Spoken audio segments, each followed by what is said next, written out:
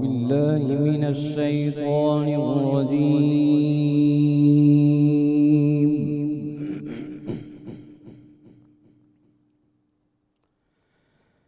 بسم الله الرحمن الرحيم.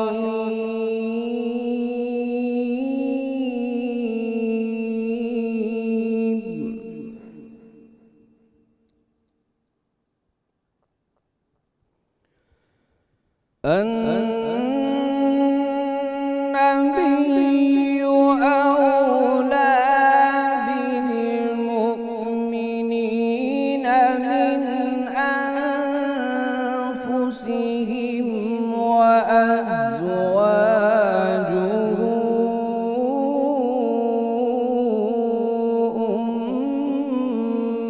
أمهاتهم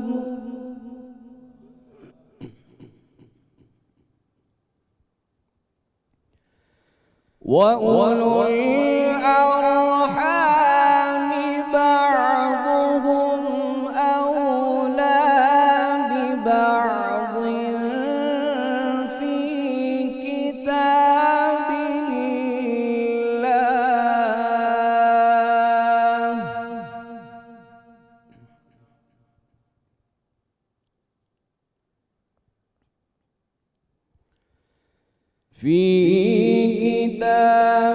الله من المؤمنين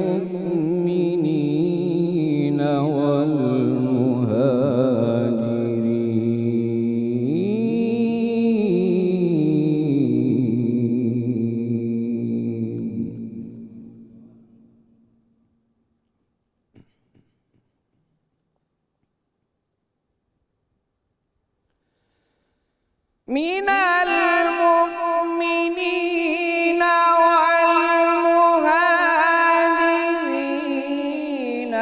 إلا أن تفعلوا إلى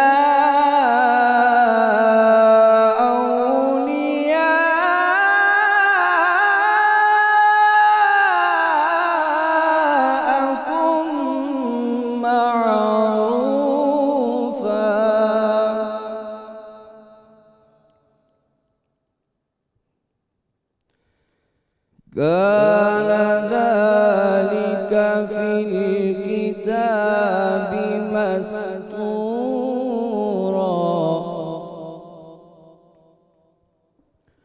وإذ أخذنا من النبيين ميثاقهم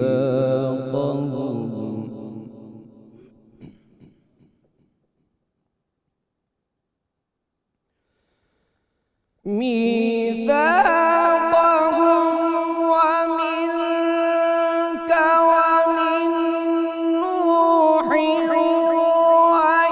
وإبراهيم وموسى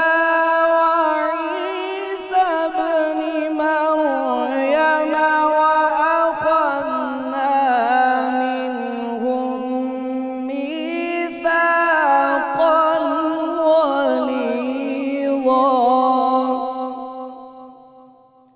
ليسأل الصادقين عن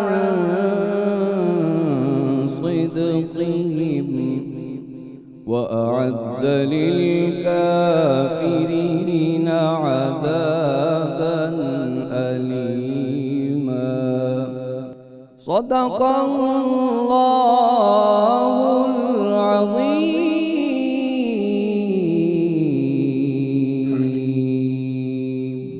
ماشاءاللہ جی ماشاءاللہ. ملک معروف قاری جناب قاری محمد مدثر مصطفی صاحب تلاوت کلام پاک سے ہمارے قلوب کو منور فرما رہے تھے.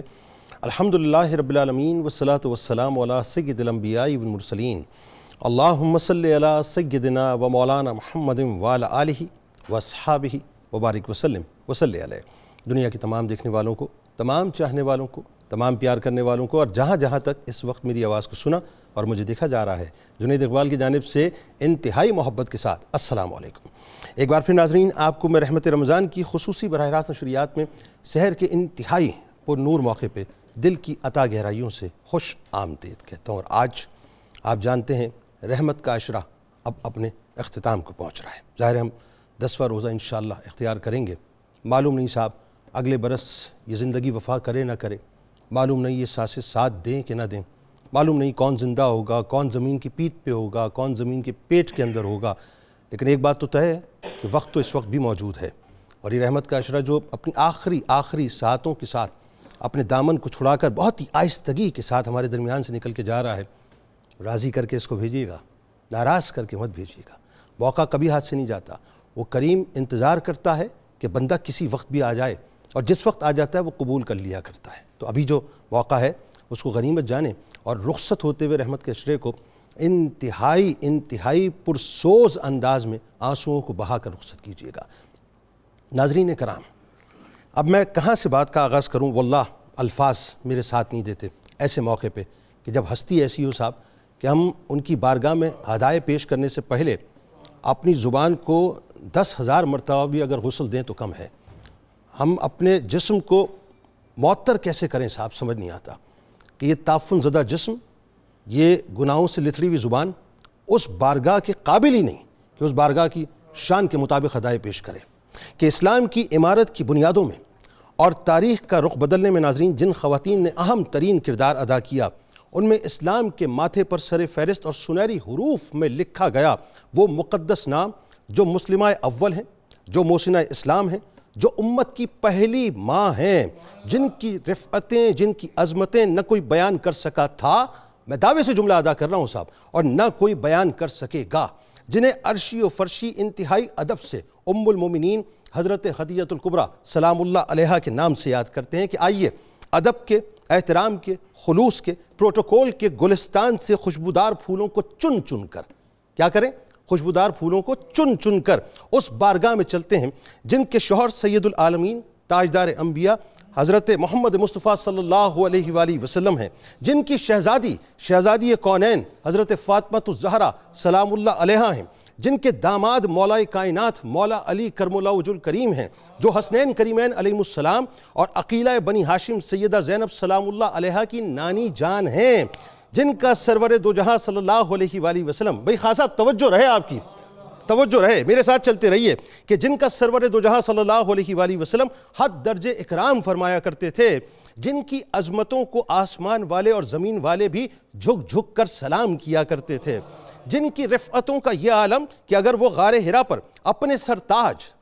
سرتاج یعنی اس کائنات کے تاج کے لیے کھانا پکا کر لائیں تو امام الملائکہ ان پر اللہ کا سلام لے کر امام الانبیاء کی بارگاہ میں حاضر ہو جائیں اور انہیں جنت میں محل کی بشارت عطا فرمائیں، جن کے مبارک ماتھے پر رفعتوں اور بلندیوں کا وہ عظیم ترین تاج سجا اور تاج پر مقام و مرتبے کے وہ بیش قیمت ہیرے جڑے گئے جو صرف آپ سلام اللہ علیہ ہی کا خاصہ ہیں۔ کہ ذرا سوچئے کہ جن کا ذکر سرور کائنات کے قلب اتھر کا سرور بن جائے، ان کا مقام و مرتبہ پھر ہمیں کیسے سمجھ آئے، کہ جن کے مقام کی منزلوں کو نہ کوئی سمجھ سکا تھا، نہ کوئی جان سکا تھا، نہ کوئی جان سکا ہے، نہ کوئی سمجھ سکے گا، نہ کوئی سمجھ پائے گا، کہ جو بیان سے بھی باہر ہیں اور بیان کے بیان سے باہر ہیں۔ کہ بلا تمثیل عرض کر رہا ہوں صاحب کہ اگر کوئی خاتون کسی ملک کی، اب یہ بات بہت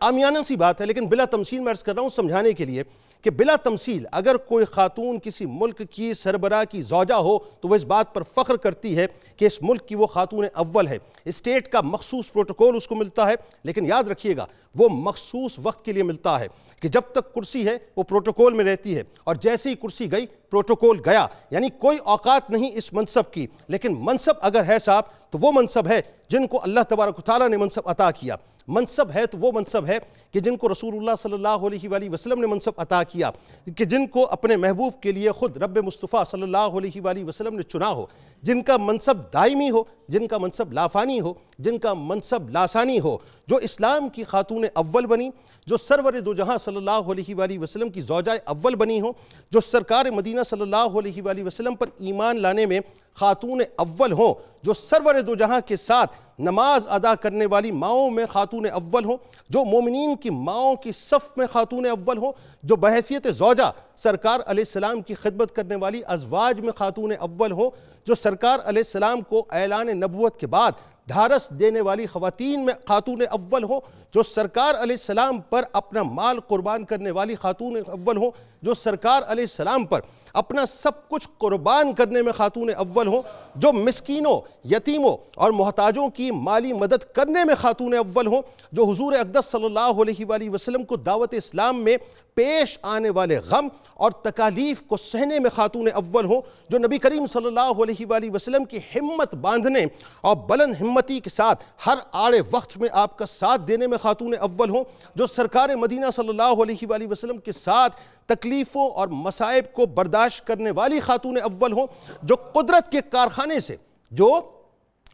کارخانے سے لولا کلمہ خلقت الافلاق کا تاج سجا کر تشریف لانے والے محبوب خدا کی خاتون اول ہوں، جو ملکۃ العرب بھی ہوں، ملکۃ التجار کا تاج بھی سجائی بھی ہوں، عرب کے مردوں کے معاشرے میں کاروباری دنیا میں خاتون اول ہوں، جو ویمن امپاورمنٹ کی صف میں خاتون اول ہوں، جو وفاؤں، جانثاریوں اور قربانیوں کی صف میں خاتون اول ہوں، جنہوں نے سرور دو جہاں صلی اللہ علیہ وآلہ وسلم کا شباب دیکھا، جس میں اتھر پر سایہ فگن بادلوں کو مچلتا ہوا دیکھا، میسرہ کی زبان سے دیانت و امانت کا احوال دیکھا، ورقہ بن نوفل کی زبانی نبوت و رسالت کا مقام دیکھا، کھڑی رہیں رسول خدا کے ساتھ جو پہاڑ بن کر، ڈٹی رہیں جو شیبی ابی طالب میں پہاڑ بن کر۔ ناظرین کرام، ہماری ماں سیدہ خدیجہ الکبریٰ سلام اللہ علیہا وہ عظیم المرتبت ہستی ہیں، مجھے کہنے دے جملہ، وہ عظیم المرتبت ہستی ہیں کہ جن کا مبارک وجود سراپا وفا ہے، بلکہ یوں کہیے کہ آپ سلام اللہ علیہا وہ ہستی ہیں کہ وفائیں جن کو حسرت سے تکا کرتی ہیں، وفائیں جن کو حسرت سے تکا کرتی ہیں، قربانیاں جن کو جھک جھک کر سلام پیش کیا کرتی ہیں، جن کی بارگاہ میں دنیا کی ساری سعادتیں جھکتی ہوئی نظر آتی ہیں، ایثار کے جذبے جن کے در کے سوالی ہیں، طہارت و پاکیزگی جو تقسیم کرنے والی ہیں، بے وقار جن کے نام کی خیرات لے کر باوقار ہو گئے۔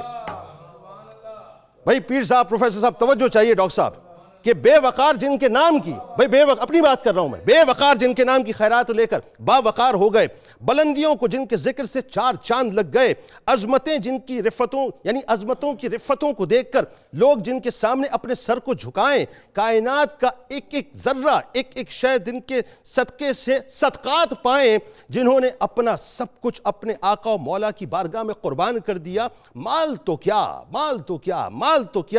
جان کو، اولاد کو، سب کو قربان کر دیا، جن کا مال دین اسلام کی عمارت کی بنیادوں میں ملا، جن کو نہیں چاہیے تھا اپنی قربانیوں کا کوئی بھی صلہ، کچھ نہیں مانگا ہماری ماں نے، سب کچھ اپنے محبوب پر، اپنے آقا پہ لٹا دیا، جو طیبہ بھی ہیں، طاہرہ بھی ہیں، جو بالیقین محسنہ اسلام ہیں، اور ہم امتیوں کے ان کی بارگاہ میں کروڑوں سلام ہیں۔ ناظرین کرام، حضرت خدیجہ الکبریٰ سلام اللہ علیہا امت کی وہ ماں ہیں صاحب، وہ ماں ہیں جن کے احسانات کا بدلہ امت کبھی چکا ہی نہیں سکتی، کہ جن کا مال دین اسلام کی بنیاد میں ملا، دین اسلام کی عمارت کی بنیاد میں ڈلا تو وہ عمارت کھڑی ہوئی، جن کی قربانیوں سے یوں کہہ لیجئے کہ دین اسلام کی عمارت کا رنگ و روغن ہوا،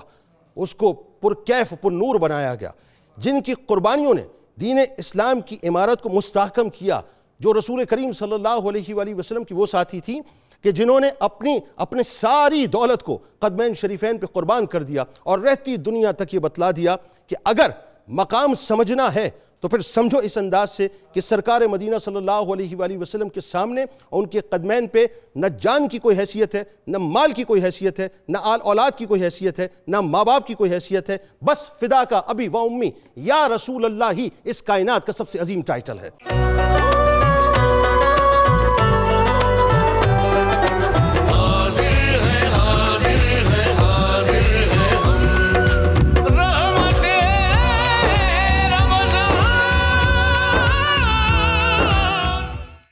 پروفیسر صاحب آغاز کیجئے۔ اب میں وہی بات ہے، سوال کیسے فلوٹ کروں کہ جن کو اللہ تبارک و تعالیٰ کی بارگاہ سے سلام پہنچے، ان کا تعارف تو خود اللہ ہی نے دے دیا۔ آئیے اس رفت میں اپنا حصہ ڈالیے، اور پھر یہ بھی بتائیے جو ابتدائی حالات آپ کے تھے وہ کیا تھے اس معاشرے میں، اور عرب کے ہی اس معاشرے میں آپ کا جو اس وقت مقام تھا جب آپ عقد میں تشریف نہیں لائی تھی، وہ کیا؟ بتائیے۔ بسم اللہ الرحمن الرحیم اللہم صلی علی محمد وعلی آلہ وعطرتہ وازواجہ واصحابہ وبارک وسلم۔ جنید اقبال صاحب، آپ نے تو ایک وجد کی کیفیت اپنے ابتدائیہ میں پیدا کر دی۔ اللہ اللہ، لا حول ولا قوت۔ وہ پیارا نام جس کو قرآن پڑھنے والا جب بھی اس آیہ کریمہ کو تلاوت کرے گا، یا نساء النبی، پہلا نام سامنے زبان پر آئے گا، کانوں میں گونجے گا۔ قرآن پڑھنے والا جب پڑھے گا کہ کل لازواجک و بناتک، وہاں پر ازواج میں بھی اور بنات میں بھی ساری رونق سیدہ خدیجۃ الکبریٰ سلام اللہ علیہا کی۔ سبحان اللہ، سبحان اللہ۔ مکارم اخلاق کی اس پیکر کا نام مبارک اہل ایمان میں اس منزل اور اس مرتبے پر ہے کہ جب یہ نام کانوں میں گونجتا ہے تو صدائیں دل تک معطر و منبر کرتی چلی جاتی ہیں۔ ہائے ہائے ہائے۔ جب ہماری آنکھ اس نام پر روشنی ڈالتی ہے، نظر پڑتی ہے، نور بڑھتا چلا جاتا ہائے ہے۔ ہائے۔ اور جب ہم یہ پیارا نام زبان سے ادا کرتے ہیں تو نہ معلوم ہماری زبان کیسی کیسی طہارتیں اور وضو سے باریاب ہوتی ہائے رہتی ہے۔ ہائے ہائے ہائے ہائے۔ سیدہ حضرت خدیجۃ الکبریٰ سلام اللہ علیہا، خویلد کی صاحبزادی، آپ کا 4 واسطوں سے حضور سید عالم صلی اللہ علیہ وسلم کے ساتھ تعلق جڑ جاتا ہے۔ سبحان اللہ، سبحان۔ عام الفیل سے 15 سال قبل آپ اس دنیا میں تشریف لاتی ہیں، ٹھیک۔ اور آپ کا تشریف لانا ایک ایسے گھرانے میں ہے، آپ کے والدین کی عظمت کو بھی ہم آنکھوں سے اوجھل نہیں کر سکتے، کیونکہ نبی اکرم رحمت عالم صلی اللہ علیہ وسلم نے فرمایا کہ کل مولود یولد علی الفطرہ، ہر بچہ دنیا میں فطرت پر آتا ہے، فَآبَوَاهُ يُحَوِّدَانِهِ وَيُنَصِّرَانِهِ وَيُمَجِّسَانِهِ، پھر معاشرہ، اس کے ماں باپ، اس کا ماحول اس کو جس طرف لے جاتا ہے۔ اب یہ کیسا خاندان ہے جو عرب کی اس سوسائٹی میں جو ظلمت و جہالت کی اتھاہ گہرائیوں میں گر چکی تھی، جہاں انسانیت شرما رہی تھی، جی جی، وہاں پر آپ کا طاہرہ لقب پانا، آہا، سبحان اللہ، سبحان اللہ، یعنی بارگاہ رسالت میں آنے سے پہلے زمانہ جاہلیت میں عرب سوسائٹی میں آپ کا طاہرہ لقب پانا اس بات کی دلیل ہے کہ آپ کے والدین نے کیسا ماحول دیا ہو، یعنی طہارت کی کس منزل پہ آپ تشریف فرما۔ منزل پر۔ اللہ اکبر۔ پھر اس کے بعد ساری طہارتیں آہا، جمع ہو کر جس گھر میں آ کر مرتکز ہوتی ہیں وہ سیدہ خدیجۃ الکبریٰ بھئی سلام سبحان اللہ، کیا کہنا ہے پروفیسر صاحب، کیا علی خوبصورت۔ مرتضیٰ ہوں، سیدہ فاطمہ الزہرا ہوں، حسنین کریمین ہوں، تمام تر طہارتیں کہ یرید اللہ لیذھب عنکم الرجس اہل البیت ویطہرکم تطہیرا، اس طہارت کا تمام تر مرکزی نقطہ جو ہے وہ سیدہ خدیجۃ الکبریٰ سلام اللہ علیہا۔ بھئی سبحان اللہ، سبحان اللہ۔ آپ جب اس دنیا میں تشریف لائیں تو آپ کے والد تجارت کرتے تھے اور مکہ کے متمول لوگوں میں آپ کا شمار تھا۔ ہاں، بہت ڈومینیٹنگ تھے۔ اس کے باوجود سیدہ طیبہ طاہرہ مزکیہ خدیجۃ الکبریٰ سلام اللہ علیہا کا ان بلندیوں پر جانا، وہ آج ہمارے لیے ایک بات سامنے لاتا ہے کہ اللہ نے اگر 9 حصے رزق کے تجارت میں رکھے ہیں تو وہ تجارت کیسی ہو جیسی خویلد نے کی، واہ واہ واہ واہ، جس کو رسول اکرم رحمت عالم صلی اللہ علیہ وسلم نے یہ کہہ کر کہ التاجر الصدوق الامین، سچا اور امانت دار تاجر قیامت کے دن مع النبیین والصدیقین والشہداء والصالحین، سبحان، سچے تاجر کو، یعنی آج ہمیں رمضان المبارک کی ان بابرکت ساعتوں میں اس طرف توجہ دینی چاہیے کہ سیدہ خدیجۃ الکبریٰ سلام اللہ علیہا نے، یعنی جب نبی اکرم رحمت عالم باعث تکوین کائنات دنیا کی بہترین سب سے افضل ترین عورتوں کا زبان پر نام لاتے واہ تو سب سے پہلے خدیجۃ الکبریٰ سلام اللہ علیہا، اللہ اکبر اللہ اکبر، فاطمہ بعد میں، مریم بعد میں، آسیہ بعد میں۔ یہ کیوں؟ اس لیے کہ آپ نے اپنے عمل سے دنیا کو بتایا کہ خدیجۃ الکبریٰ سلام اللہ علیہا کے والدین تاجر تھے، لیکن اس تجارت کے ذریعے اس گھر میں حرام لقمہ نہیں آتا تھا۔ کیا کہنے، اس تجارت کے ذریعے معاشرے کے اندر پیار اور محبت کی، باہمی ہمدردی کی، لوگوں کے دکھ بانٹنے کی فضائیں بنتی تھیں۔ کہیں ایسا نہیں تھا کہ تاجر ہیں تو لوٹ مار کے ذریعے دولت کا ارتکاز کر لیں۔ اچھا ایک بات، آپ کی ذات اقدس میں جو مطلب اندر سے مطلب آپ کی جو انسٹنکٹ تھی وہ انتہائی سوالے تھی، یعنی ایمان لانے سے قبل بھی آپ نے کبھی بھی جو ہے یہ بت پرستی کی طرف توجہ بھی نہیں کی، اس پہ ذرا کامنٹ۔ لات اور عزیٰ کا تو نام ہی سننا گوارا نہیں کرتی تھی۔ ہاں یہ میں چاہ رہا ہوں ذرا یہ بتائیے کہ اس وقت آپ کی صورتحال کیا؟ میں اسی بات کو ذہن نشین کرانا چاہتا ہوں کہ یہ سب کچھ اس بنا پر بھی تھا کہ اس گھر میں حرام لقمہ نہیں آتا تھا، واہ واہ، کہ جس کو آگے چل کر سرور دو جہاں صلی اللہ علیہ وسلم نے فرمایا کہ جس بندے کا وجود حرام لقمے سے پلے گا اس پر جنت کی خوشبو تک حرام ہے۔ جنت میں جانا تو کجا، جنت کی خوشبو اس پر حرام کر دی جاتی ہے۔ تو آپ ایک فطرت صالح پر دنیا میں تشریف لائیں، آپ نے اس سوسائٹی میں اس انداز سے پرورش پائی اور ایسا اخلاق اور کردار کہ پورا جزیرہ آپ کو طاہرہ کے نام سے، طیبہ طاہرہ، آگے چل کر تو ملکہ عرب کے نام سے ملکۃ اس کا ذکر ہم کریں گے، لیکن سیدہ خدیجۃ الکبریٰ سلام اللہ علیہا نے اپنے آپ کو اس انداز میں رکھا کہ پورا عرب معاشرہ آپ کو طاہرہ کہتا تھا، پاکیزہ کہتا تھا۔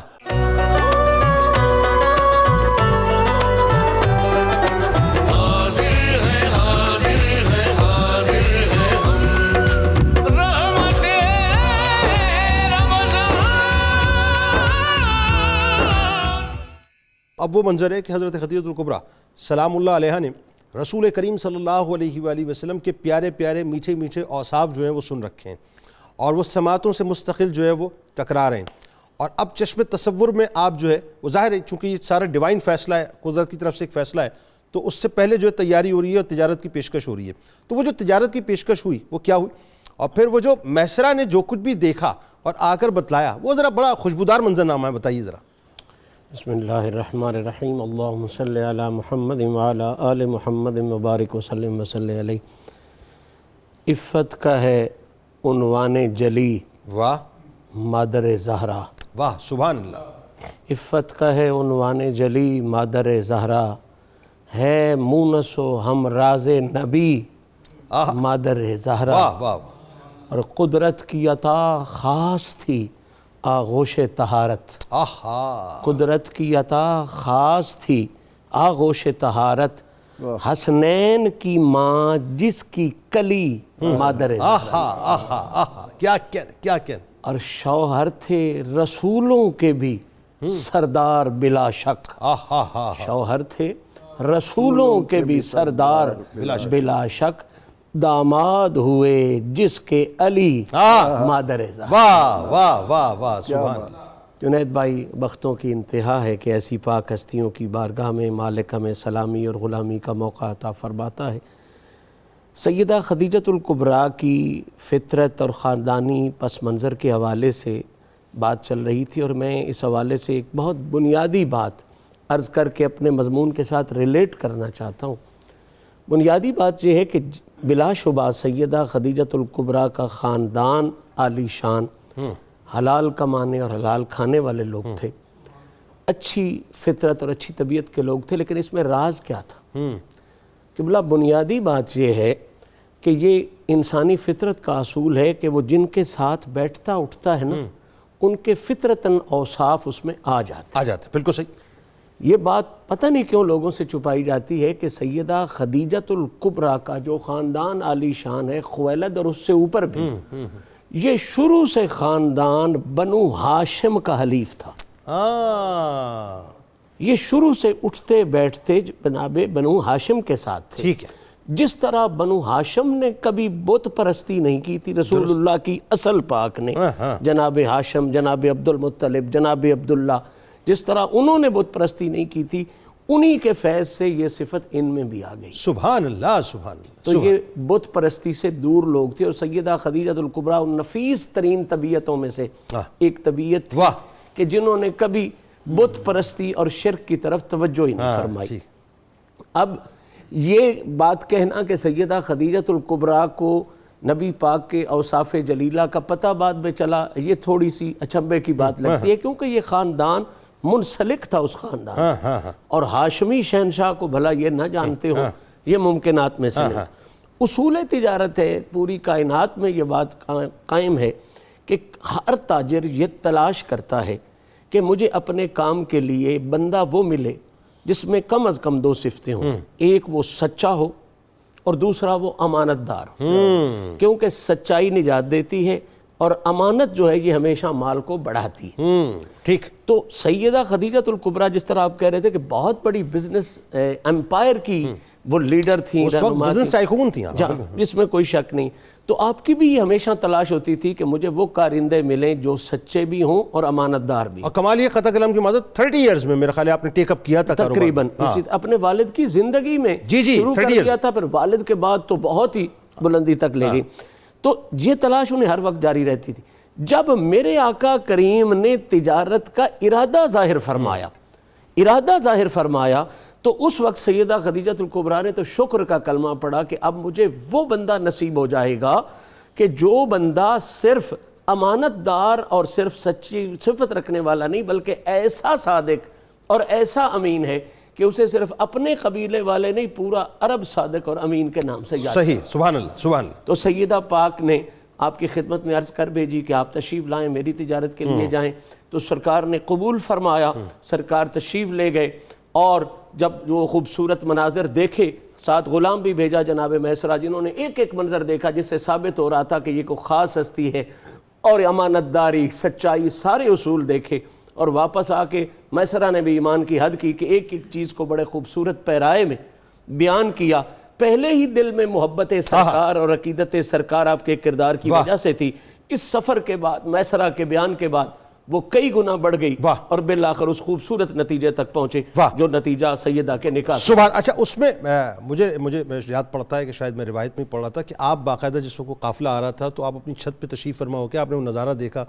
کہ سرکار علیہ السلام تشریف لا رہے ہیں اور بادل جو ہیں باقاعدہ آپ کے سر اقدس پر سایہ کیے ہوئے، وہ منظرنامہ آپ نے باقاعدہ ملاحظہ فرمایا۔ اچھا، اب ذرا آئیے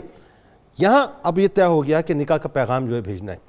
اور سیدہ خدیجہ الکبریٰ سلام اللہ علیہ نے سرور دو جہاں صلی اللہ علیہ وآلہ وسلم کو اپنی کنیز جو اپنی سہیلی ہیں نفیسہ کے تھرو جو ہے وہ باقاعدہ بھیجا۔ اچھا، جو پیغام بھیجا اس کا کیا حوال تھا یہ بتائیے۔ پھر جو نکاح کی تقریب ہوتی ہے وہ تقریب اتنی شاندار ہے، اس میں جناب ابو طالب علیہ السلام نے جو خطبہ ارشاد فرمایا، ذرا گفتگو کیجیے اس پر۔ بسم اللہ الرحمن الرحیم۔ سعادت کی بہت عظمت ہے کہ آج ہم جس ہستی پر گفتگو کر رہے ہیں، حضرت خدیجہ الکبریٰ سلام اللہ علیہ کے بارے میں طبقات ابن سعد نے جو 3 لقب دیے ہیں نا، پہلا دیا ہے حق شناس، دوسرا دیا ہے مستقل مزاج، واہ سبحان اللہ، تیسرا دیا ہے مستقبل بین، واہ واہ واہ، کیا حق بات ہے، پہچان لیتی تھی، مستقل مزاج تھی، مستقبل کا ان کو اندازہ لگتا تھا کہ آگے کیا ہوگا۔ تو لگتا یہ ہے کہ یہ جو 3 صفتیں تھیں جو آپ کی فطرت میں شروع سے ہی تھیں، تو یہ ان کی پلاننگ میں بھی حصہ ڈالتی تھی۔ ابھی ظاہری طور پر تو تجارت کے واقعات جب آپ نے دیکھے اور حضرت میسرہ کی زمانے وہ نستورہ رہب کا رسپانس سنا، تجارت کرتے ہوئے لوگوں کا والہانہ پن دیکھا، پھر بادلوں کا سایہ، فرشتوں کا استقبال، یہ ساری باتیں جب کیں تو آپ کے دل میں کئی دفعہ خیال آتا ہوگا کہ میں یہ نکاح کا پیغام کس طرح بھیجوں۔ تو لگتا یہ ہے کہ یہ طہارت اور تزکیہ کی حامل یہ خاتون کائنات یہ کیا سوچتی ہوں گی۔ آخر کر اپنی ایک سہیلی سے بات کر بیٹھی اور ان سے مشورہ کیا کہ آپ اس بات کو کیسے دیکھتی ہیں۔ تو حضرت نفیسہ نے کہا کہ اس میں کوئی گھبرانے کی ضرورت نہیں، جہاں آپ کے دل میں ان کے بارے میں اتنا رسپانس ہے تو ان کے دل میں بھی آپ کے بارے میں کافی رسپانس ہے، اس کے امکانات ہو سکتے ہیں، اگر آپ مجھے اجازت دیں تو میں وہاں جا کر بات کرتی ہوں۔ ٹھیک۔ تو کہتے ہیں حضرت نفیسہ حضور نبی اکرم صلی اللہ علیہ وسلم سے ملی اور آپ سے چند باتیں کی۔ ٹھیک۔ تو حضور نبی اکرم صلی اللہ علیہ وسلم نے ہر بات میں قبولیت کے ساتھ ساتھ خاموشی بھی اختیار کی اور یہ کہا کہ میں اپنے چچا حضرت ابو طالب سے مشورہ کر لوں۔ واہ، بڑی باقی کمال، یہ نکتے والی باتیں اس پہ ڈسکس کرنا ہے میں نے آپ سے بھی۔ یہ رشتہ جو ہے یہ اس کو میں ویسے قبول کرتا ہوں، لیکن جیسے وہ خاندانی روایت کے مطابق مجھے ارشاد فرمائیں گے، تو آپ نے خود حضرت ابو طالب سے بات کی کہ اس طرح میرا وہ جو تجارت والا سفر ہے نا اس کے اب رزلٹ آ رہے ہیں، ختیجۃ الکبریٰ نے خود پیغام بھیجا ہے نکاح کا، تو آپ کا کیا حکم ہے؟ تو حضرت ابو طالب نے فرمایا کہ یہ تو ایک خوش بختی ہے کہ اگر آپ کو ایک ایسی خاتون جو مکہ کی طہارت والی خاتون ہے اور آپ بھی سیرت و کردار کے بڑے پاکیزہ آدمی ہیں، تو اگر یہ رشتہ ہو جائے تو میں اس پر خوش ہوں۔ تو لگتا یہ ہے کہ یہ جو ہی باتیں ہوئیں اس میں زیادہ انتظار نہیں کیا گیا، تو حضرت نفیسہ نے جو ہی اطلاع دی تو حضرت ختیجۃ الکبریٰ نے اپنے چچا سے بات کی کہ یہ بات ہو رہی ہے، تو تقریب بہت جلدی منعقد ہو گئی، یعنی دونوں طرف چچا ہیں؟ یہ دونوں طرف چچا ہیں۔ تو حضرت ابو طالب، حضور نبی اکرم صلی اللہ علیہ وسلم اور چند آپ کے اور رشتہ دار یہ باقاعدہ جاتے ہیں حضرت ختیجۃ الکبریٰ کے گھر، وہاں ان کے چچا بیٹھے ہوتے ہیں اور اس خاندان کے کچھ لوگ بیٹھے ہوتے ہیں۔ وہاں پہلے تو گفتگو ہوتی ہے، جیسے قبلہ پیر صاحب کہہ رہے تھے کہ ان خاندانوں کی چونکہ شروع سے واقفیت تھی اور ایک دوسرے کے حلیف تھے، اس کا مطلب کہ مانوسیت کا اور محبت کا ایک خاص لیول تھا۔ بالکل ٹھیک ہے۔ تو باتیں ہوئیں اور اس کے بعد جب بات طے پا گئی تو حضرت ابو طالب نے وہاں خطبہ دیا، اس خطبے میں جو 4-5 جملے ہیں وہ بڑے سننے والے ہیں۔ ایک تو فرمایا کہ ہم اولاد ابراہیم علیہ السلام ہیں، سبحان اللہ، اور ہماری جو ایک نسلوں کی کھیتی چل رہی ہے یہ اسماعیل علیہ السلام کی اولاد سے ہے، پہلے تو یہ بات کی۔ اس کے بعد کہا کہ ہمارے اسماعیل علیہ السلام کی اولاد میں اور خاندان میں محمد جیسا کوئی نوجوان نہیں ہے، سبحان اللہ، ان کا شباب، سبحان، ان کے طور اتوار میں کسی عرب جوان کو اس کے برابر قیاس نہیں کرتا۔ یہ منفرد بچہ ہے، بہت نمایاں ہے، بڑا لاڈلا ہے، اور مجھے جب اطلاع ملی کہ حضرت ختیجۃ الکبریٰ اور ان کا بندھن ہونا چاہیے تو ختیجۃ الکبریٰ بھی اسی طرح کی ہیں، اور میں سمجھتا ہوں کہ جب یہ قائم ہوگا تو اس کے بڑے خوبصورت ثمرات ظاہر ہوں گے۔ ٹھیک۔ تو لگتا یہ کہ حضرت ابو طالب کی بھی نگاہیں دیکھ رہی تھیں کہ آگے جو ثمرات اس بندھن سے ظاہر ہوں گے وہ بہت زوردار ہوں گے۔ واہ،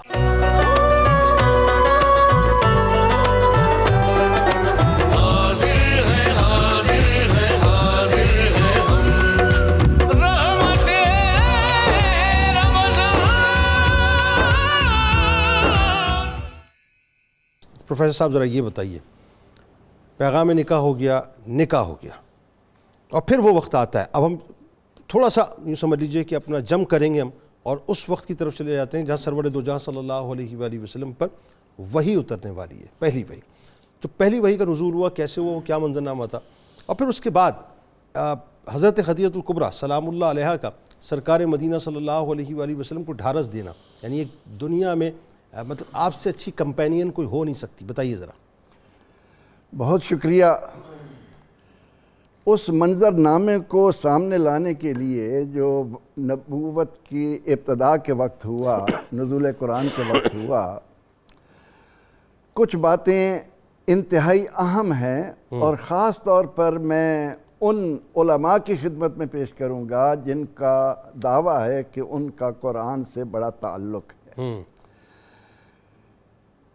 جنید اقبال صاحب قرآن کریم اس منظر کو بیان کرنے سے پہلے پیغمبر رحمت صلی اللہ تعالی علیہ وسلم کے میلاد مبارک کو جس خوبصورت انداز میں بیان کر رہا ہے، اور اس میں سیدہ خدیجۃ الکبریٰ سلام اللہ علیہا کا جو حصہ ہے اس سے آشنائی ہونی چاہیے۔ قرآن کریم چلتا ہے سورہ آل عمران کی اس آیہ مبارکہ سے کہ اذ اخذ اللہ میثاق النبیین، عالم ارواح سے چلا، پھر قرآن نے کہا کہ تقلبک فی الساجدین، سجدہ گزاروں کی پشتوں میں آپ گزرتے ہوئے ٹھیک ہے، پھر جب آپ نے دنیا میں قدم رکھا تو قرآن نے بڑے خوبصورت انداز میں میلاد پڑھا کہ الم یجد کا یتیما۔ اب اس کے بعد اگلا مرحلہ آتا ہے کہ جب قرآن نے کہا کہ وَوَجَدَكَ عَائِلًا فَأَغْنَا، سیدہ خدیجۃ الکبریٰ سلام اللہ علیہا کا میلاد پڑھتے ہوئے اس مقام پر آ کر جب قرآن کا قاری صدائیں بلند کرتا ہے تو زمین و آسمان میں ایک ہلچل مچ جاتی ہے کہ سیدہ خدیجۃ الکبریٰ کو اللہ نے کتنا بلند مقام دیا کہ وَوَجَدَكَ عَائِلًا فَأَغْنَا۔ لیکن اس سے بھی اگر آپ آگے چلیں تو آپ یہ دیکھیں کہ پیغمبر رحمت صلی اللہ علیہ وسلم کے 40 سالوں میں سے 15 سال، یعنی جب آپ کا خدیجۃ الکبریٰ سلام اللہ علیہا سے نکاح ہوتا ہے اس وقت آپ کی عمر مبارک 25 سال ہے، ٹھیک ہے، اور یہ منظرنامہ جس کا ہم ذکر کرنے لگے ہیں یہ آتا ہے 40 سال، بالکل ایسا ہے، 15 برس بیچ میں۔ اب یہ 15 برس جو ہیں ان کو قرآن پاک نے میلاد مصطفیٰ پڑھنے کے لیے یوں کہا کہ لَقَدْ لَبِثْتُ فِيكُمْ عُمْرًا مِّن قَبْلِ، اور میں نے اس سے پہلے ایک وقت تمہارے اندر گزارا ہے۔ اب وہ گزرا ہوا وقت جب سیدہ خدیجۃ الکبریٰ سلام اللہ علیہا کے ہاں آتا ہے اور مسلمان اس سے آشنا ہوتا ہے تو سیدہ خدیجۃ الکبریٰ کی عظمتوں کو سلام کیے بغیر وہ نہیں گزر سکتا۔ اب منظر یہ ہے کہ نبی اکرم رحمت عالم صلی اللہ علیہ وسلم کے بارے میں جو بھی قرآن کا قاری یہ کہے کہ جی اس سے پہلے آپ کو علم نہیں تھا، اس سے بڑی جہالت کی کوئی بات نہیں ہے۔ کائنات انسانی کا سب سے باشعور انسان، سب سے زیادہ حکمت و دانائیاں بانٹنے والا انسان، ان کو معلوم نہ ہو کہ ابو طالب سے مطالبہ کیا جا رہا ہے کہ مہر نبوت دکھا دو، آپ کو نستورہ کہہ رہا ہے کہ اس درخت کے نیچے آتے ہی نبی ہیں، میسرہ بتا رہا ہے کہ کیا کیا علامات ہیں، کیا کیا خود حضرت خدیجہ الکبریٰ سلام اللہ علیہ اپنی نگاہوں سے دیکھ رہی ہیں۔ لیکن جب اس منظر کی طرف آتے ہیں کہ نبی اکرم رحمت عالم صلی اللہ علیہ وسلم اپنے حیات طیبہ کے 5 سال غار حرا میں میڈیٹیشن میں جس انداز سے گزارتے ہیں، لوگوں پر واضح کرتے ہیں کہ کبھی بیٹھ کر سوچ لیا کرو کہ بنانے والے نے تمہیں کیا بنایا ہے، یہ بھی تو ایک نبوت کا فریضہ تھا۔ لیکن جب آپ کے سامنے فرشتہ آتا ہے اور وہ آ کر غار حرا کیا کوہ ابو قبیس کو منور کر کے اللہ کی رحمتوں کے جلب میں یہ کہتا ہے اقرا پڑھیے، اب یہاں پر جس کو عربی زبان سے معمولی بھی واسطہ ہے وہ یہ دیکھے کہ پیغمبر رحمت صلی اللہ علیہ وسلم یہ نہیں فرماتے کہ میں پڑھ نہیں سکتا۔ بالکل ٹھیک۔ ما انا بقارئ کا ترجمہ کرنے والا کہ میں معاذ اللہ پڑھنا نہیں جانتا، یہ انتہائی نادانی اور جہالت کی بات ہے۔ بالکل ٹھیک۔ بات یہ ہے کہ فرشتہ آ کر آپ کے سامنے کھڑے ہو کر کہتا ہے پڑھیے، آپ فرماتے ہیں ما انا بقارئ، میں نہیں پڑھوں گا، میں نہیں پڑھوں گا، میں نہیں پڑھوں گا۔ وہ فرشتہ آپ کو زور سے بھینچ کر پھر کہتا ہے پڑھیے، آپ فرماتے ہیں ما انا بقارئ، میں نہیں پڑھوں گا۔ یعنی دانائی سے معمور انسان، ہم یہاں کسی بالکل اجڑ آدمی کو بٹھا کر کہیں کہ جو میں پڑھا رہا ہوں میرے ساتھ کہو، وہ یہ جواب نہیں دے گا۔ تم پیغمبر رحمت صلی اللہ علیہ وسلم کے متعلق اس بات کا ترجمہ کرتے ہوئے کہتے ہو کہ جی میں پڑھ نہیں سکتا۔ وہ کب کہہ رہا ہے کہ آپ پڑھ سکتے ہیں؟ وہ تو کہتا ہے پڑھیے میرے ساتھ، اور آپ کہتے ہیں نہیں۔ اگر فرشتہ 1 بار 2 بار کیا 100 بار بھی یہ کلمہ کہتا میرے آقا کا یہی جواب ہوتا، لیکن اس کے بعد جب فرشتے نے کہا کہ اقرا بسم ربک الذی خلق، اس پر آپ نے یہ نہیں کہا، اور اس کلمہ طیبہ سے غار حرا کی ان نورانی ساعتوں میں اس پر انوار وقت میں آپ نے اپنی امت کو ایک سبق دیا۔ کہا محض پڑھنا نہیں، پڑھنے کا دعویٰ مصر کا بھی ہے، پڑھنے کا دعویٰ یونان کا بھی ہے، پڑھنے کا دعویٰ فارس کا بھی ہے، لیکن میں جو بات اولاد آدم کے لیے لا رہا ہوں وہ یہ ہے اقرا بسم ربک الذی خلق۔ ہمارا علمی میدان وہ ہوگا جو بندے کا تعلق رب سے جوڑے گا۔ واہ واہ واہ۔ اب یہ پیغام دینے کے بعد آپ جب گھر تشریف لاتے ہیں بشری تقاضے کے تحت، جب آپ سیدہ خدیجہ الکبریٰ سلام اللہ علیہا کے آگے یہ بات رکھتے ہیں، تو اس پر نور موقع پر وہ جس انداز سے آپ کو خراج عقیدت پیش کرتی ہیں کہ یا رسول اللہ آپ تو صلہ رحمی کرنے والے ہیں، آپ تو دکھی لوگوں کے دکھ بانٹنے والے ہیں، آپ تو لوگوں کو مہمان بنانے والے ہیں، آپ تو محروموں اور بے کسوں کا سہارا بننے والے ہیں، آپ کو کیا ہوگا؟ دنیا تو جیے گی آپ کے سہارے سے، دنیا کو تو سب کچھ ملے گا آپ کے قدموں میں۔ یا رسول اللہ صلی اللہ علیہ وسلم آپ یہ کیا فرما رہے ہیں؟ نہیں، آپ کا رب آپ کو کبھی ضائع نہیں کرے گا۔ اور یہ خراج عقیدت پیش کر رہی ہیں ہماری عظیم ماں سیدہ خدیجہ الکبریٰ سلام اللہ علیہا کہ یا رسول اللہ صلی اللہ علیہ وسلم اللہ نے آپ کو جو منزل اور مرتبہ اور مقام دیا ہے، جو ان 15 سالوں میں دیکھ چکی ہوں، آپ کی عظمتوں کا، پھر ورقہ بن نوفل کے پاس وہ بھی جا کر انہی باتوں کا اقرار کر کے بتا رہا ہے کہ پیغمبر رحمت صلی اللہ تعالی علیہ وسلم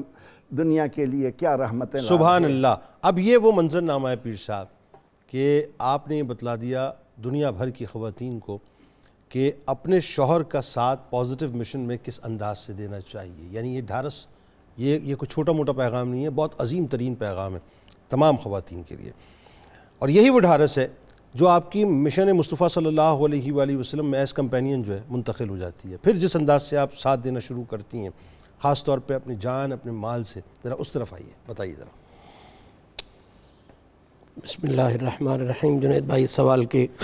دیکھنے میں دو حصے ہیں، لیکن حقیقت میں ایک ہی ہے کہ نبی پاک صلی اللہ تعالیٰ علیہ وآلہ وسلم کے مشن میں سیدہ خدیجہ الکبریٰ کا کردار کیا، وہ مال کے ہو، حوالے سے ہو، وجود کے حوالے سے ہو، بنیادی کوشچن ایک ہی ہے۔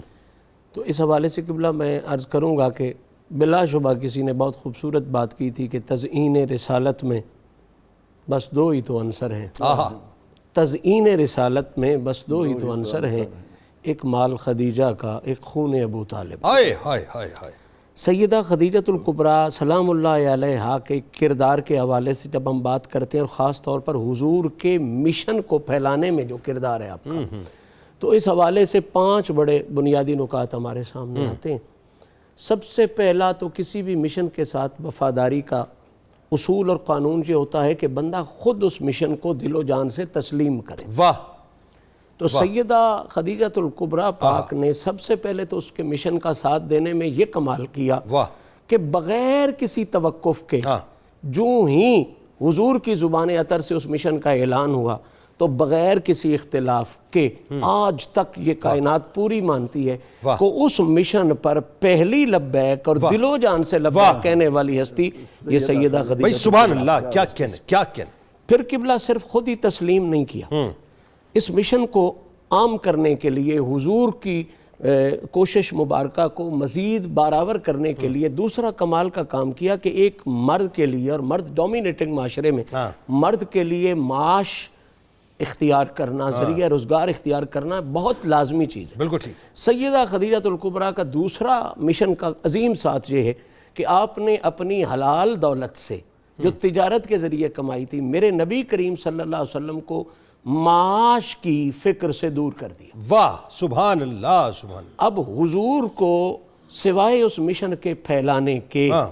اور کوئی ایسی پریشانی نہیں تھی کہ میں نے کمانا ہے اور تب یہ دن گزرنا ہے، تب شام کو کھانا پکنا ہے۔ ساری دولت حضور کے قدموں میں ڈال دی۔ یہ بھی ایک میسج ہے، یہ بہت بڑا میسج جو معاش سے جو ہے ماورا ہو جاتا ہے، مغرہ ہو جاتا ہے۔ یہ پرابلم ہے کہ ہمارے ہاں صرف یہ سمجھا جاتا ہے کہ مرد کا ہی کام ہے کہ وہ دولت بیوی کے قدموں میں ڈالے، اس کو ATM کارڈ سمجھا جاتا ہے۔ ہاں، سیدہ خدیجہ الکبریٰ نے بتایا نہیں، یہ دوہرا رشتہ ہے، یہ ادھر سے ادھر بھی کی جا سکتی ہے، ادھر سے ادھر بھی۔ واہ واہ واہ، کیا اچھی بات ہے۔ تیسرا خوبصورت جو مشن میں آپ کا ساتھ تھا وہ یہ تھا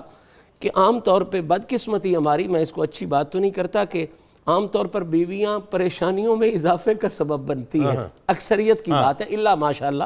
اچھے لوگ بھی ظاہر ہے بہت اچھی خواتین بھی ہیں، بہت اچھی خواتین بھی ہیں۔ تو سیدہ خدیجہ الکبریٰ کا تیسرا مشن میں ساتھ دینا یہ تھا کہ وہ نہ صرف پریشانی کا سبب نہیں بنی بلکہ حضور کی ہر پریشانی کو دور کیا ہے، اون کر لیتی تھی، اون کر لیا اور دور کیا، پریشانی میں ڈھارس بندائی ہے۔ ابھی جو ذکر کر رہے تھے وہی کے موقع والا، تو وہ کیسی خوبصورت ڈانس، حضور تھوڑا سا متفکر ہو کے آئے کیونکہ مشن بہت بڑا تھا، اکیلے تھے، تو آپ پریشان ہوئے کہ مجھے ڈر ہے، تو اس کے جواب میں انہوں نے دیکھے نا کیا کمال ہے ایک عورت کے کردار کا، کہ فوراً آپ کو ذرہ برابر بھی گھبراہٹ کی طرف نہیں جانے دیا۔ کہا صحیح آپ کو کیا ڈر ہے؟ ڈر تو انہیں ہو جن میں اچھا کردار نہ ہو، اب تو اچھے کردار والے ہیں، اور اس کردار کی جو نشانیاں بھی بیان ہو رہی تھی، سوچیں آج بھی سوچنا چاہیے کہ پہلی آپ نے کی کہ آپ صلہ رحمی کرتے ہیں، جو صلہ رحمی کرے اسے اللہ رسوا نہیں ہونے دیتا، کیا کہنے، اور آپ وعدوں کو پورا کرتے ہیں، غریبوں یتیموں کی مدد کرتے ہیں۔ یہ 5 اصول قبلہ جنید بھائی آج بھی بندہ سمجھ لے تو واللہ باللہ تاللہ سیدہ خدیجہ الکبریٰ کا یہ شورا آفاق خطبہ سمجھے اور ہمیشہ کے لیے عزت والا ہو جائے۔ سر ایک اور اس میں بات آ گئی، جو بھی اس پر عمل کرے گا کبھی بھی اللہ اسے رسوا، اس میں ایک اور بات آ گئی کہ عورت کے اختیار، آپ نے یہ بھی پیغام دے دیا کہ عورت کے اختیار میں ہے کہ مرد اگر کسی پازیٹیو مشن میں لگا ہو تو اس کی پازیٹیو سائیکولوجیکل کنسٹرکشن کرنی چاہیے تاکہ وہ بوسٹ ہو پوری۔ اور چوتھا کام آپ کا یہ ہے کہ آپ نے نہ صرف زبانی ڈھارس بندھائی ہے بلکہ ہر مشکل میں حضور کا ایسا ساتھ دیا ہے کہ مشکل خود حل کی ہے۔ شیب ابی طالب کو یہ آپ لے لیں، بتائیے، تو وہاں کا منظرنامہ یہ ہے کہ وہاں 3 سال جو مشکل ترین گزارے ہیں، جو بنو ہاشم کے ساتھ ہوا، اس میں جو سارا خرچہ ہوا ہے وہ خرچہ تو جناب خدیجہ، اللہ اکبر، اللہ اکبر، خرچہ تو جناب خدیجہ نے۔ یہ مشن کی سنگت کس کمال کی ہے۔ اور پھر عجیب بات ہے، یہ جو ہجرت حبشہ کے لیے پہلا قافلہ گیا اور پھر دوسرا بڑا قافلہ گیا ہے، سارے تاریخ دان متفق ہیں کہ ان کا سارا خرچہ جناب سیدہ خدیجہ الکبریٰ، ہاں بالکل، ایک مال خدیجہ کا۔ اور پھر کمال کی بات ہے کہ مکے میں قحط پڑا تو حضور نے کہا کہ اگر قحط کی طرف دیکھتا ہوں تو اگر تمہارے مال کو خرچ کر دوں، اگر تمہارے مال کو خرچ کر دوں تو تیری حوالے سے پریشانی ہوتی ہے، اور نہ کروں تو اللہ کے حوالے سے پریشانی ہوتی ہے کہ غریب لوگ ہیں، بھوکے۔ تو سیدہ خدیجہ الکبریٰ نے ہاتھ باندھ لیا، حضور میرا کیا ہے، ہر چیز آپ کی ہے، اب جہاں مرضی ہے خرچ کریں۔ روایت کہتی ہے کہ آپ نے ڈھیر لگا دیا، بلکہ صدیق پاک کا فرماتے ہیں اتنا ڈھیر لگایا کہ دوسری طرف حاجت مند نظر ہی نہیں آتے تھے، اتنا ڈھیر لگ گیا۔ چونکہ تفصیل جانے میں وقت نہیں تھا، اس لیے میں آپ بتائیے میں 5 منٹ کو 5 منٹ سمجھ کے جا رہا ہوں، ہاں وہ بار بار میں توجہات تبدیل نہیں کرتا۔ اچھا اگلی بات یہ ہے کہ یہ مال کا خرچ کرنا یہ بھی اسی مشن کا ساتھ ہے قبلہ۔ پھر کمال یہ ہوا کہ سیدہ خدیجہ الکبریٰ نے مکے شہر میں جتنے کمزور لوگ تھے، مسکین تھے، غلام تھے، اور ان کا تعلق حضور کے دین کے مشن کی طرف جا رہا تھا، تو سیدہ پاک نے یہ نہیں سوچا کہ کتنا خرچہ ہو رہا ہے، کی کچھ ہو رہا ہے، اپنا سارا مال ان کے لیے وقف کر دیا۔ کبھی کسی کمزور کی مدد ہو رہی ہے، غلام کو آزاد کی، بلکہ معروف غلام جناب زید بن حارثہ جو حضور کے محبوب ترین غلام تھے، انہیں بھی تو سیدہ خدیجہ الکبریٰ نے خرید کے حضور کی خدمت میں پیش کیا۔ تو یہ قبلہ سارے معاملات آقا پاک کی زندگی کی جتنی مشکلات تھیں ان میں اپنی جان سے، مال سے وہ کردار ادا کیا ہے کہ واقعتاً تزیین رسالت کا پہلا خوبصورت عنصر جناب خدیجہ الکبریٰ کی ذات نظر آتی ہے۔ اور میں صرف یہ نہ سمجھوں، لوگ یہ سمجھتے ہیں کہ مال خرچ کیا بس، یہ زبانی ڈھارس بندھائی۔ اگلا حسن میں اپنی ماؤں، بہنوں، بیٹیوں کے لیے یہ عرض کرنا چاہتا ہوں، اس ماں کی سیرت سے یہ لیں، اتنی بڑی رئیس زادی تھی لیکن نبی پاک کی خدمت اپنے ہاتھوں سے کیا کرتی۔ کیا بات ہے، کیا رئیس زادی لاکھوں غلام رکھ سکتی تھی لیکن حضور کی خدمت اپنے ہاتھوں سے کیا کرتی۔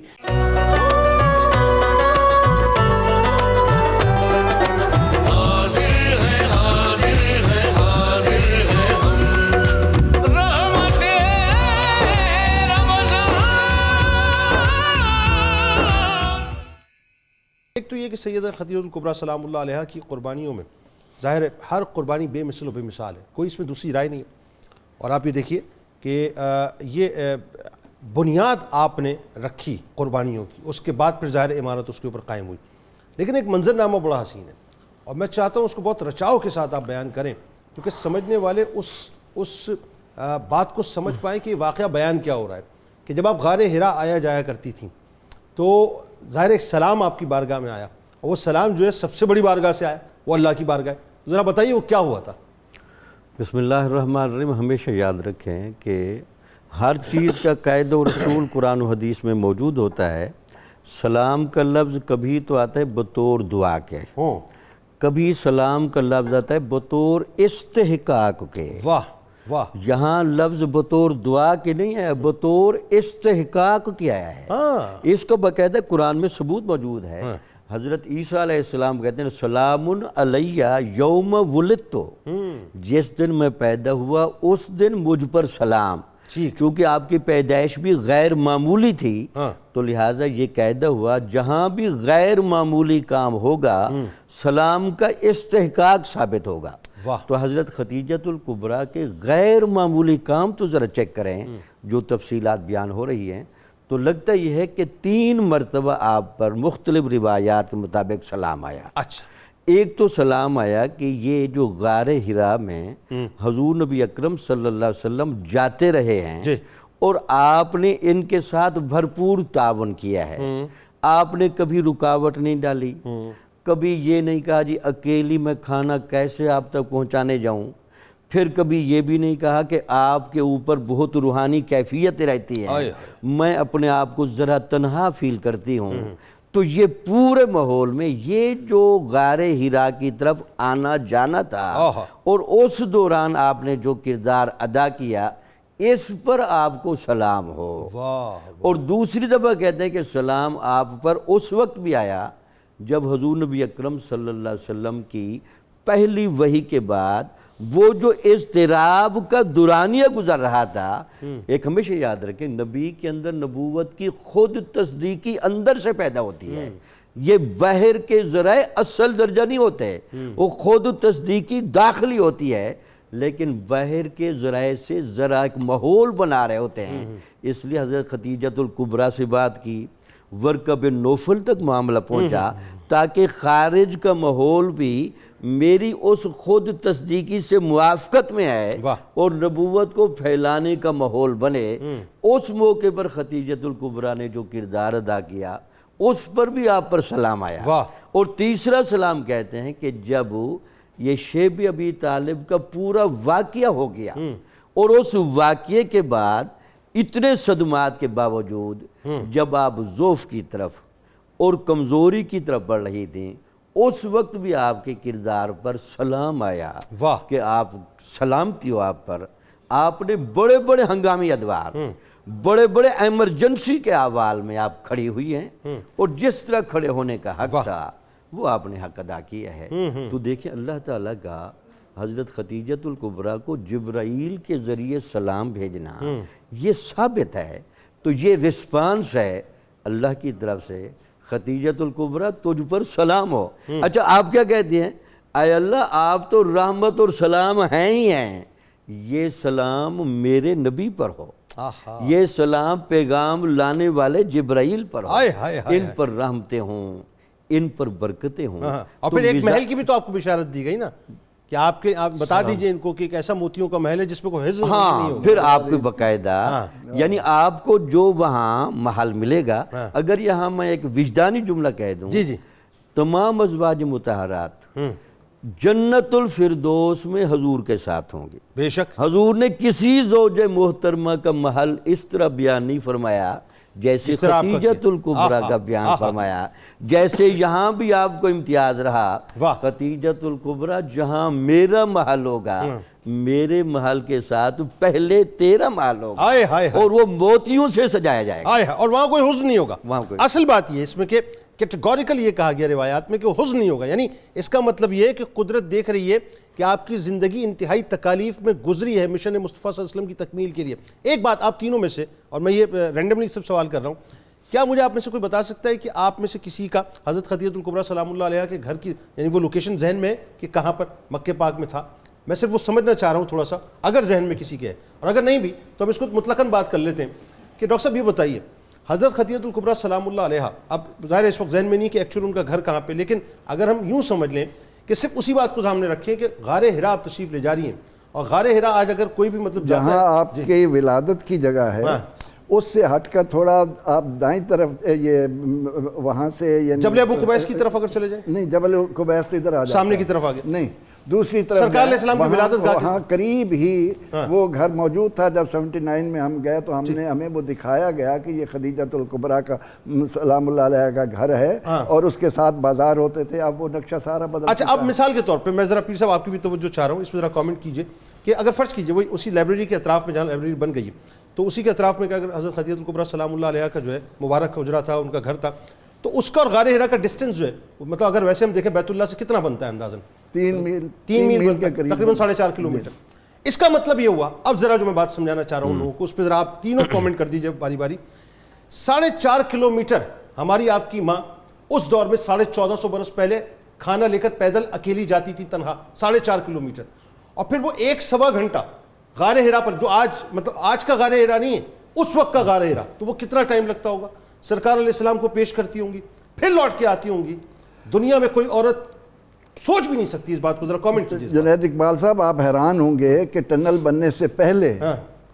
جہاں گھوم کر پہاڑی راستوں سے گزرتے ہوئے مینا کی طرف آنا پڑتا تھا، ان کو دیکھتے ہوئے امام ابو حنیفہ رحمۃ اللہ علیہ نے فرمایا کہ مجھ سے اگر کوئی پوچھے کہ عبادات میں سب سے بڑی مشکل کون سی ہے تو میں کہوں گا کہ حج ہے، کیونکہ اتنے دشوار گزار راستے تھے. اب تو ٹنل بن کر اب یہ کس کا جملہ ہے؟ سیدنا امام ابو حنیفہ رحمۃ اللہ علیہ کا. اب یہ پہلی دوسری صدی ہجری کی بات ہو رہی ہے، صحیح؟ ذرا آپ کامنٹ کیجئے اس بات پہ. بلا شبہ سیدہ خدیجۃ الکبریٰ کا جو بے انتہا محبت والا اور عقیدت والا تعلق تھا آقا کریم علیہ الصلوۃ والتسلیم کے ساتھ، یہ اسی تعلق کی برکت تھی کہ اتنی شدید مشکلات میں بھی بیونڈ دی امیجنیشن، اس میں کوئی شک نہیں ہے، یہ وہ خاص کوئی برکت تھی حضور کے ساتھ تعلق کی جو ان میں اس قسم کا جذبہ پیدا کرتی تھی کہ وہ تھکتی نہیں. کیونکہ روا روی میں لوگ کہتے ہیں غار ہرا جاتی تھی. بھائی جاتی تو تھی، ذرا تفصیل تو بتاؤ. بلکہ سچی بات یہ ہے جاتی کیسے جنید بھائی کہ بہت آسانیاں ہو گئی ہیں اب بھی، لیکن آج کل بھی وہاں پہ جاتے ہوئے بندے کو بہت کچھ یاد آ جاتا ہے. میں وہی تو کہہ رہا ہوں، بہت کچھ. اور 1450 برس پہلے کیا اور آپ کے اور میرے جیسے جو مطلب کمزور وجود کے لوگ ہیں یا کمزور حوصلے کے لوگ ہیں، وہ تو آج بھی نہیں چڑھ سکتے. ایسا ہی ہے.